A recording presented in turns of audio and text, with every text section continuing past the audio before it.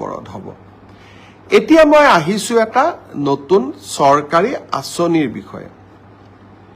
অহা 19 তাৰিখে দিনৰ 11:30 বজাত আমি অসমৰ প্ৰতিটো সমষ্টিতে একোখনকৈ মিটিঙৰ জৰিয়তে 3,80,000 লোকলৈ প্ৰধানমন্ত্ৰী আৱাস যোজনাৰ ঘৰ আগবঢ়াম।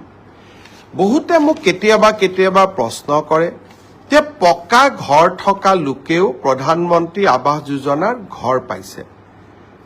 19 তাৰিখে যিসকল লোকে আমাৰ পৰা অনুমোদন পত্ৰ ল'ব আহিব বা চৰকাৰৰ পৰা চেক পাব, তাৰ ভিতৰত যদি আপোনালোকে ভাবে যে কোনোবাই পাব নলগা লোকে এই ঘৰ পাইছে বা আমাৰ পঞ্চায়ত গ্ৰামোন্নয়ন বিভাগৰ লোকসকলে টকা পইচা সংগ্ৰহ কৰি নাপাবলগীয়া লোকক ঘৰ দিছে, যদিও মই বিশ্বাস কৰা নাই, আপোনালোকক অভিযোগ দিবৰ কাৰণেও আমি এটা ইমেইল নম্বৰ দিম, যাতে কোনোবা পকা ঘৰ থকা লোকেও যদি আৰু এবাৰ ঘৰ লৈছে আপোনালোকে অভিযোগ দিব পাৰিব আৰু অভিযোগ আমি পৰীক্ষা কৰিম।